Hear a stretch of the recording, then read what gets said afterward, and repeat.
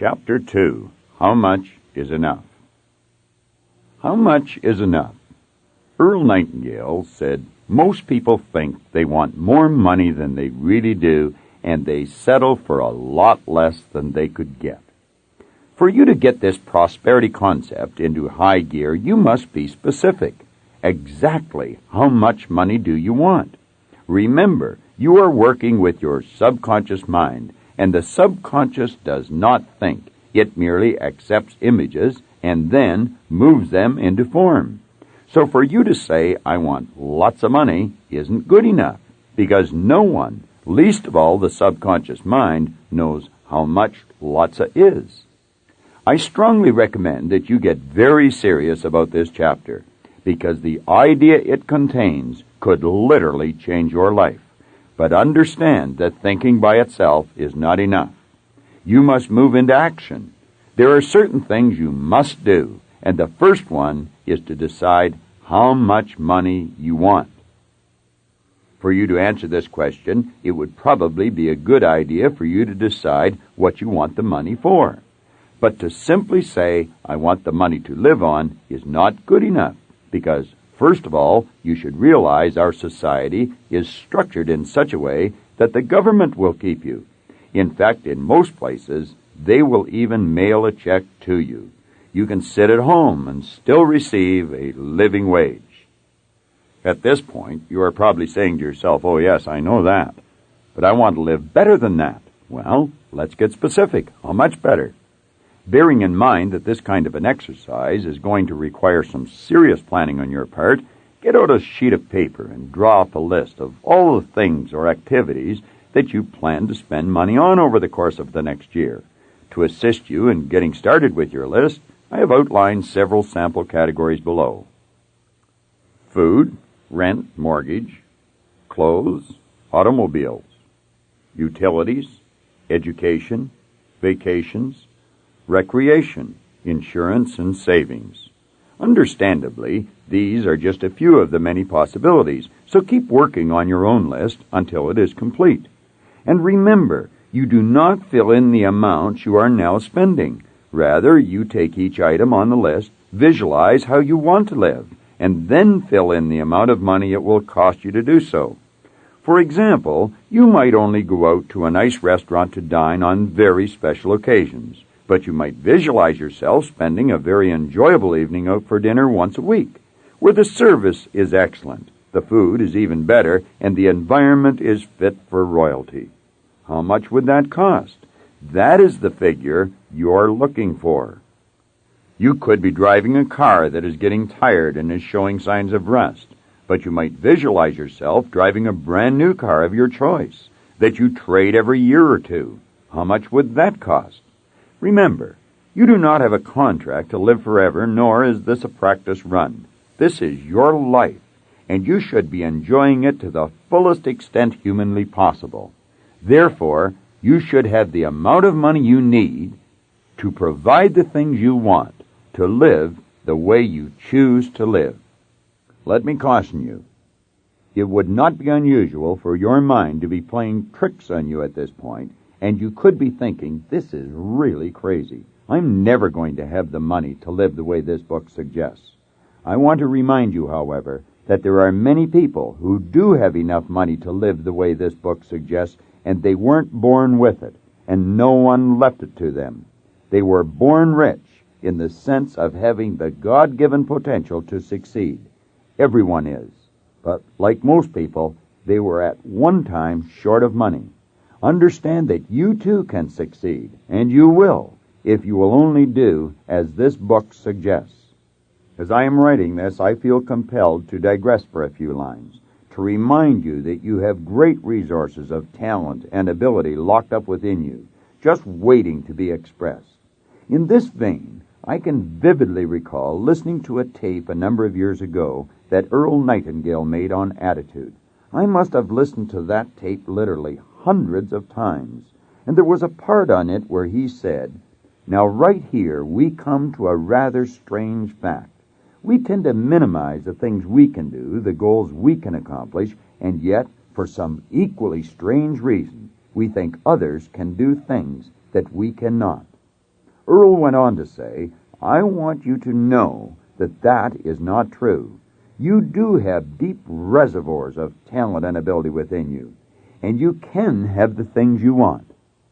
I wouldn't even want to speculate on how many times I heard that section without really understanding what he meant. And then one day I heard it, and every cell in my brain seemed to resonate with the truth of what he said. I suddenly realized what he was driving at, and I knew deep down inside of me that if they can do it, so can I, if I am willing to pay the price. Please understand, you too can do it, because what Earl had to say is as true of you as it was of me. But part of the price for you is to figure out how much is enough. So don't just pull a figure out of the sky. Do it right, because when you're finished, you will be glad you did. Moreover, this exercise will also help you to develop a more disciplined mind. At this point, you might be thinking this section doesn't even concern you, because you are already too deeply in debt to start accumulating a sizable amount of money. But you will be happy to know we have a great idea which will help you deal with that problem as well. Furthermore, you will be delighted to know that in many situations, and yours may be one of them, a person can become wealthy even if he or she never earns any more money than they are earning currently. That thought alone should give you the encouragement you need to continue reading. By now, you should have completed your list and arrived at a figure. So take pen to paper and write that number down in big, bold figures. Now, clear your mind of that idea and move on with me to another very important idea. Realize that although this idea might not apply specifically to you, at least at the present time, it certainly will apply to many readers.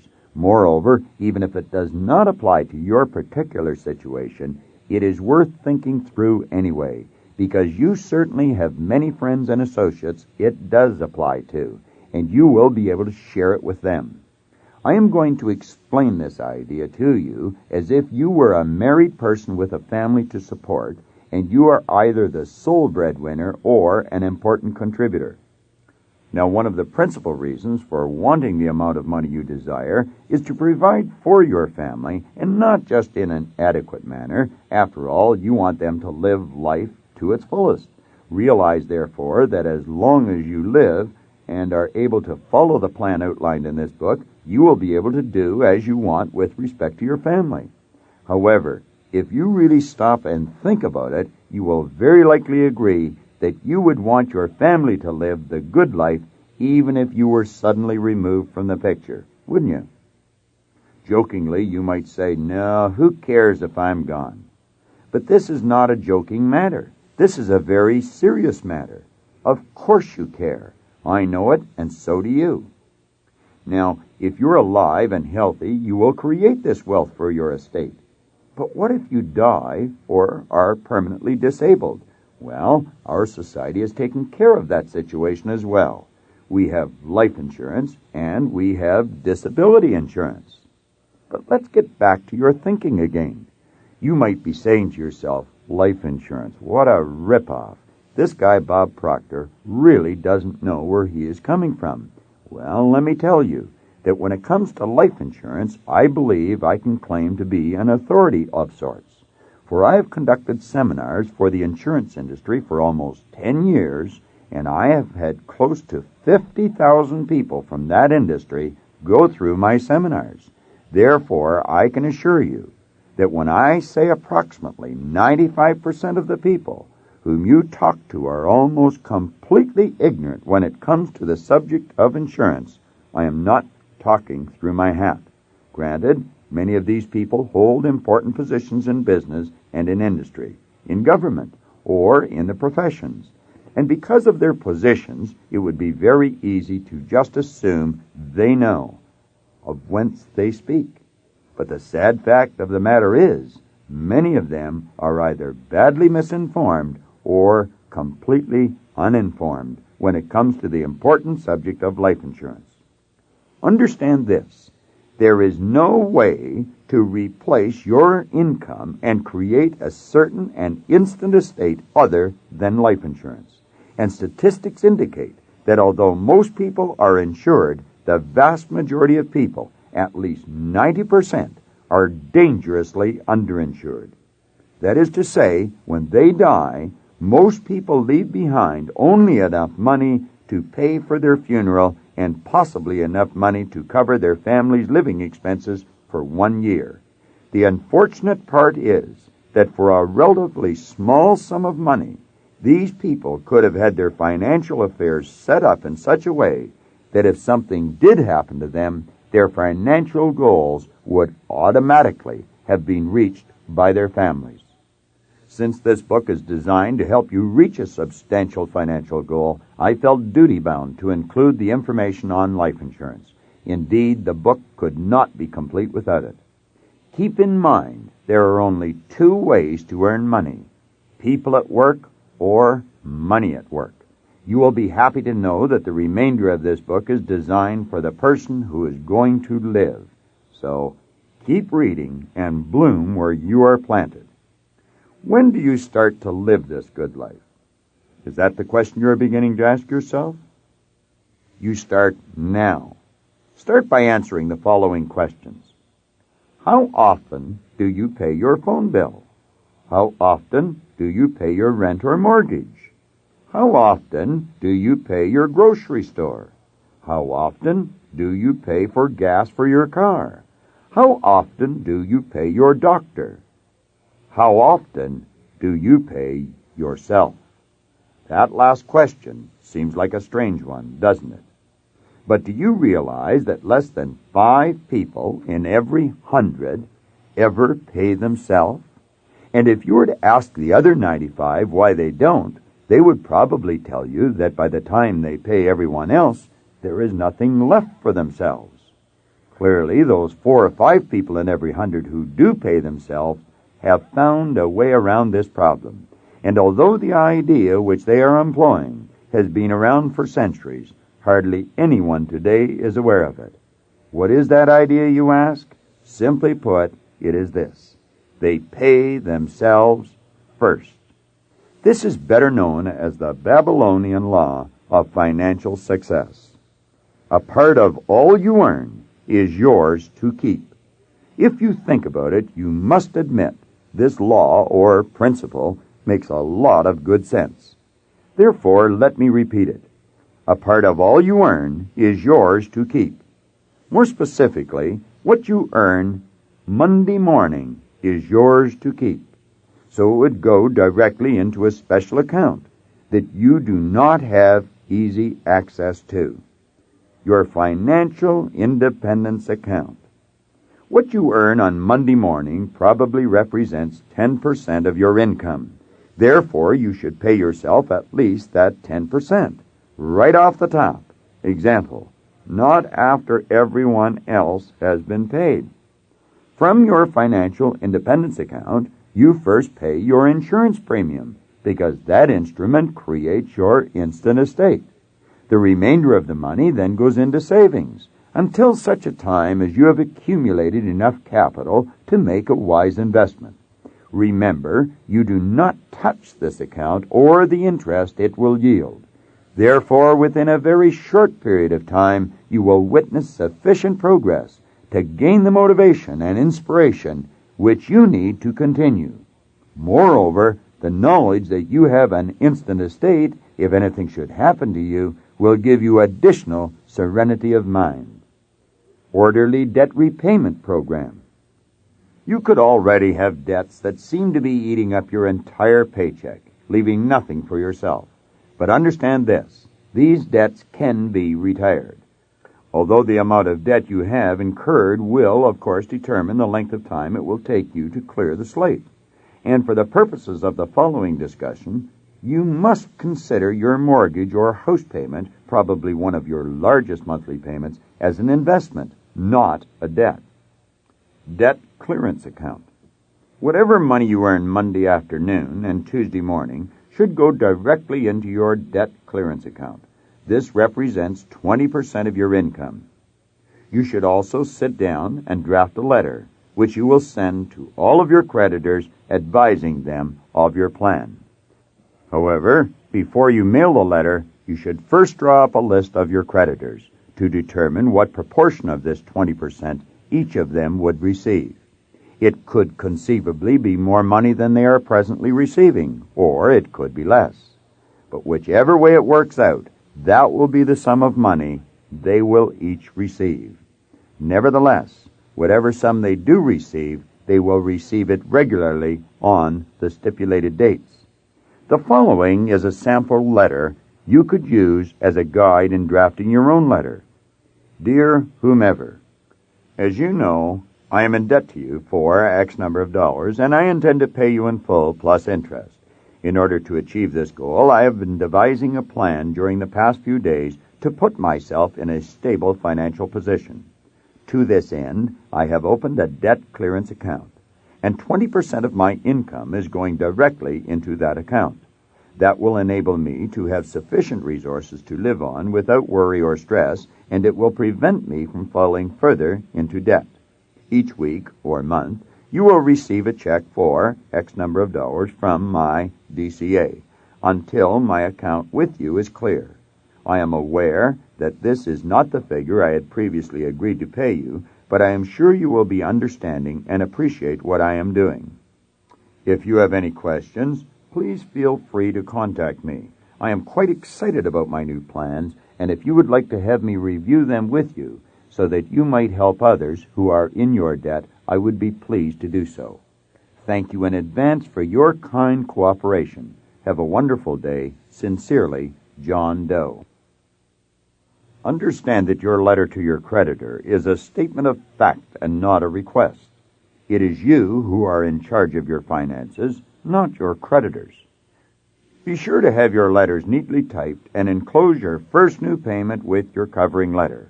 Realize there is an outside chance that some unreasonable person will not want to cooperate with you.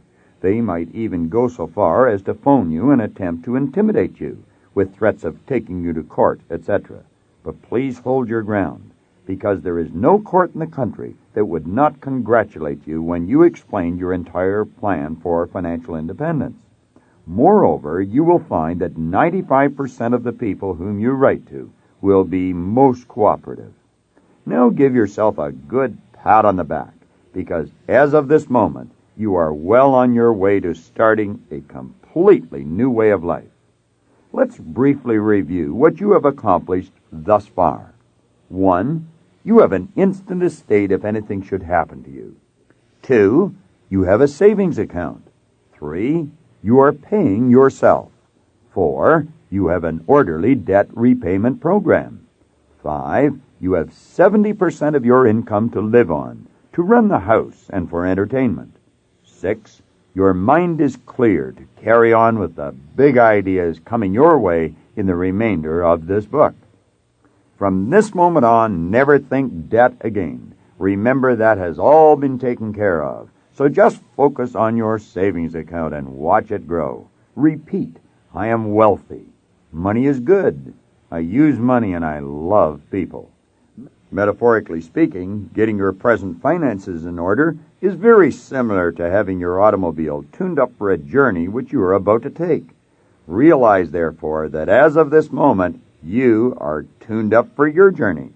And although you might only be earning XX number of dollars per year presently, you must see yourself on the screen of your mind already earning the new annual income which you have calculated you need to buy the things you want in order to live the way you choose to live.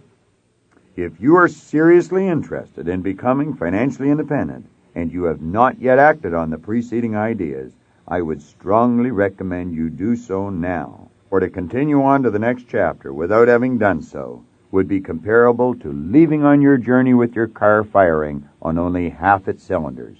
You can be almost certain that your automobile will break down, preventing you from reaching your desired destination. But by making certain that everything is properly tuned up, you can relax and adopt a calm, serene attitude, knowing that you will get to your destination, and you will certainly be able to enjoy the scenery along the way. If you find that the task of getting your financial world in good order for this exciting journey is something which you are not able to do alone, I would strongly suggest you seek out professional assistance. This is something that almost all wealthy people do. That is to say, wealthy individuals follow the advice of financial experts. It is similar in principle to the idea that if a person's body were sick, he or she would likely seek out a skilled physician for advice. Moreover, you should also keep in mind that even healthy people, if they are wise, periodically go to a doctor for checkup. In other words, you do not always need to get sick in order to get better. It has already been brought to your attention that very few people ever develop real expertise in the area of serious financial planning. Therefore, you should seek out a competent financial counselor. In much the same manner as you would seek out assistance in matters of a legal nature, there are companies that provide this type of financial service in every city. In some places, they are not too easy to find, but they are there if you will only look for them. I had the pleasure of being instrumental in the startup of such a company in the city of Toronto, Canada, in 1979. The name of the company is the Manyevere Group. Today, the company has almost 5,000 happy clients who are well on their way to financial independence. The Manyevere Group makes all its clients very aware of an interesting financial fact, which I would like to share with you at this time. This fact is, people fall into three distinct categories with respect to finances. 1, deficit position, in debt. 2, break-even position, just getting by, but debt-free. 3, surplus position. It would be very easy to trick oneself into believing that if one were in category 1 or 2, all one must do is earn more money, and then one would automatically graduate into the third category. But of course, that is not necessarily true. For if a person is in a deficit financial position, it means they are in the habit of spending more money than they earn. Similarly, if they are in a break-even position, they are in the habit of spending everything they earn. Since we are all creatures of habit, it follows that earning more money would not necessarily change our overall financial position. It is therefore vitally important that when you decide how much is enough, you also design a new financial plan, or have one designed for you, which will force you to discipline yourself at least for a month or two, until you form the new habit of living by the new plan. The next chapter, The Image Maker, will help you to understand how and why you must begin to see yourself already earning that new figure. But for the time being, just bear in mind that as your income increases, the 10% you are saving increases, and the 20% that is going into your DCA increases, which means that you will be able to retire your debts faster. Furthermore, you will then be left with 90% of your income on which to live. I can see you getting excited about this idea already. I hope you enjoyed this video. We put a lot of good information up here, and it causes everything in your life to get better. If you'd like us to notify you every time we put a new video up, hit subscribe and then turn on notification. Check out all our videos, and we will notify you when we put a new one up.